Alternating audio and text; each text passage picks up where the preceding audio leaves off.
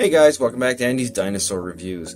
Today we are taking a look at a brand new Mojo figure, and now I'm sure everybody is pretty excited because these figures have been out for quite a little while now, but I've had numerous requests for the 2018 Mojo figures, and I just finally got them. Actually a pretty decent sized box with even more than just the 2018 Mojo figures. I got some others as well. So I've got a lot of Mojo figures to come here on the channel, and we're starting the reviews of the Mojo figures with the Giganotosaurus because it is one that a lot of people were asking for, so I'm quite excited to get this one out here for you guys to take a look at. Anyway, this Giganotosaurus is really quite cool, but one thing that is definitely a downside, and I'm sure a lot of people know by now, is the fact that the paint doesn't quite match up to what you saw in the promotional images, and that wouldn't be such a bad thing. But the fact that the paint is just so bright on them, it's more almost like a neon type of a coloration. But I mean, it's not so bright in person, but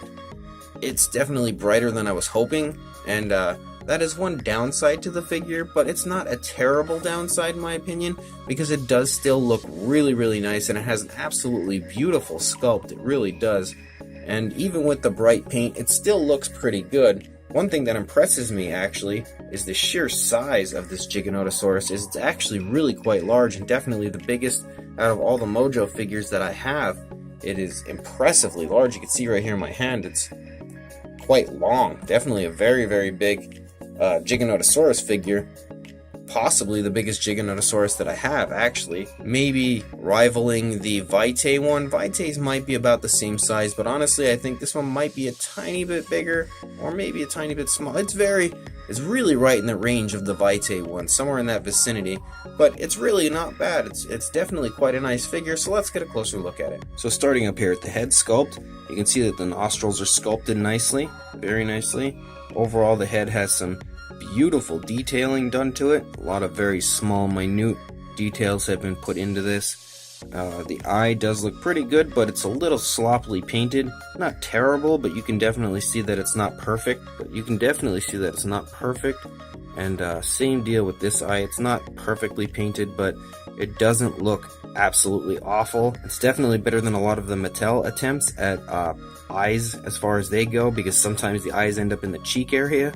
But the eye definitely looks better than that. However, they're still a little bit sloppy, but it's nothing terrible. One thing I'm not a big fan of, however, in the head sculpt is the teeth.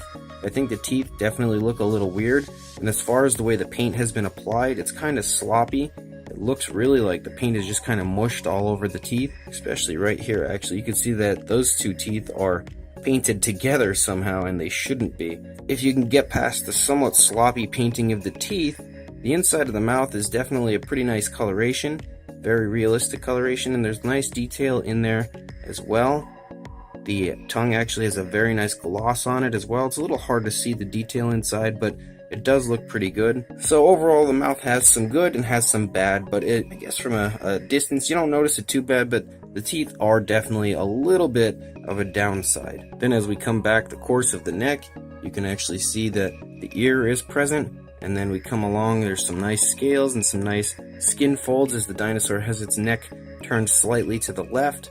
You can see that there's like this reddish orange type color that starts on these little spikes that run the length of the back, and that looks very nice as well. And then the green leads to this yellowish coloration that leads down here into the arms.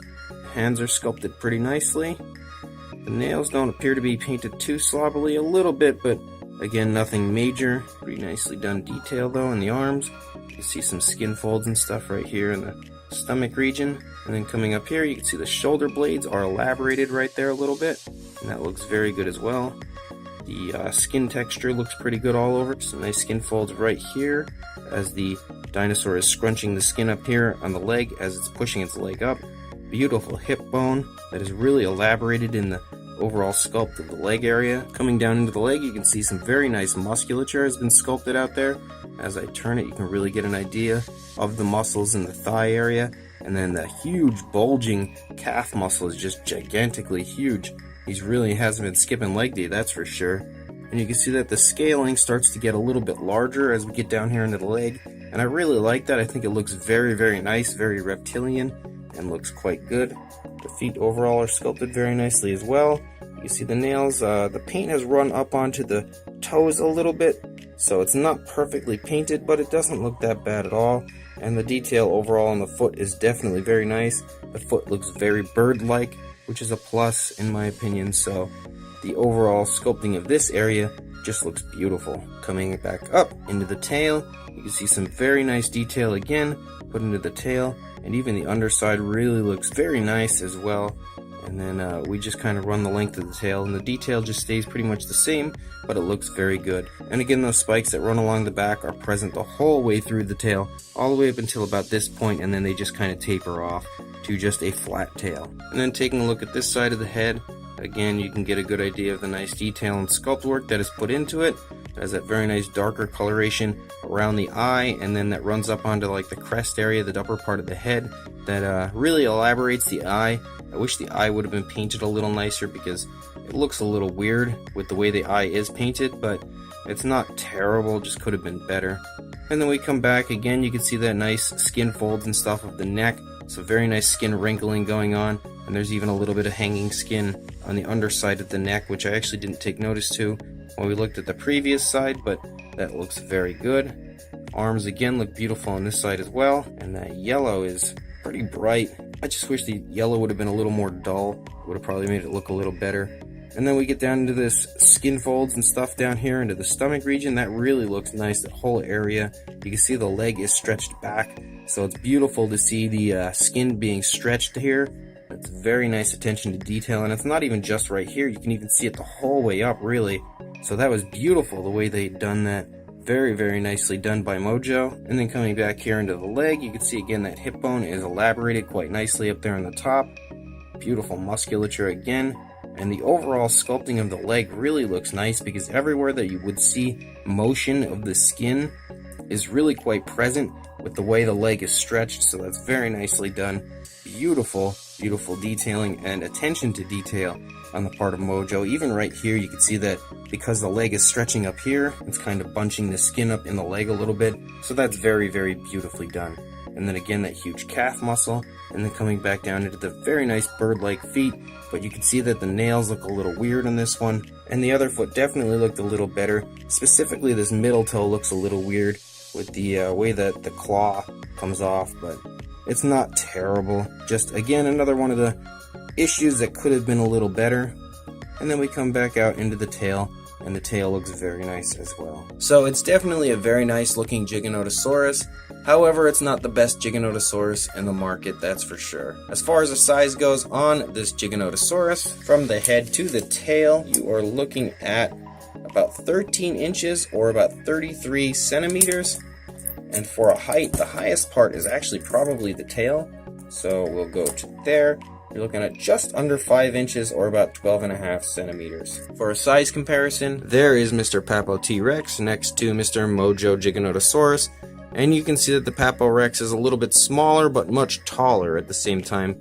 The Mojo Giganotosaurus is really quite long, definitely a very long dinosaur, but it's down in a very lower crouching type pose, whereas the T-Rex over here is standing up high.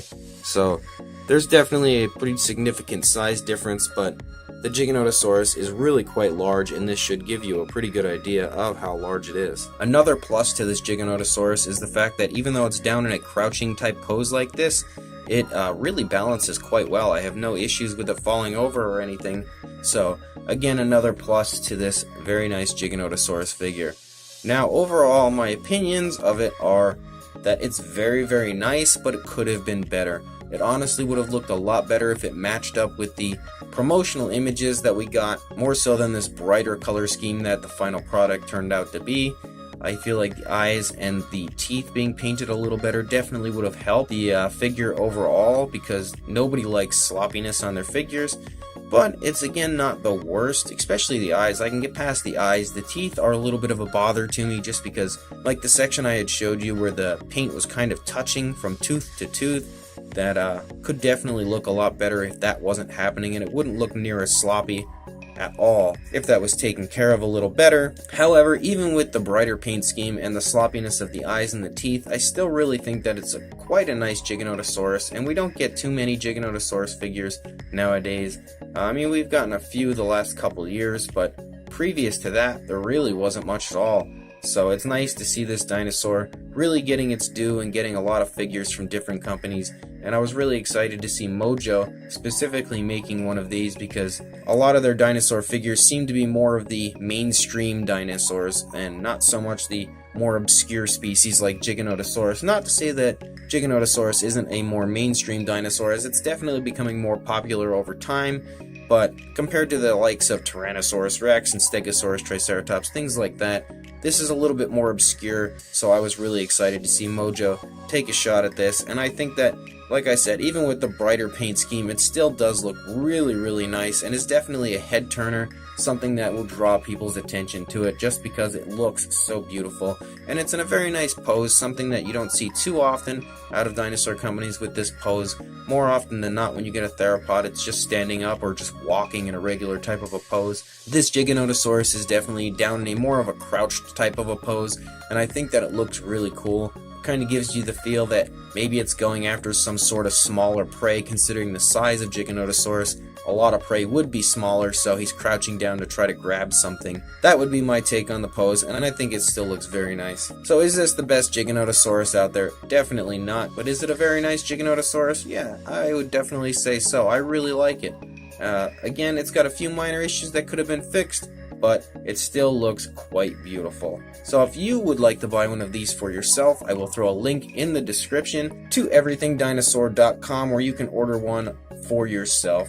I definitely recommend it. Again, it's got some small issues, but nothing that should deter you from buying it, because it is overall a very, very nice Giganotosaurus.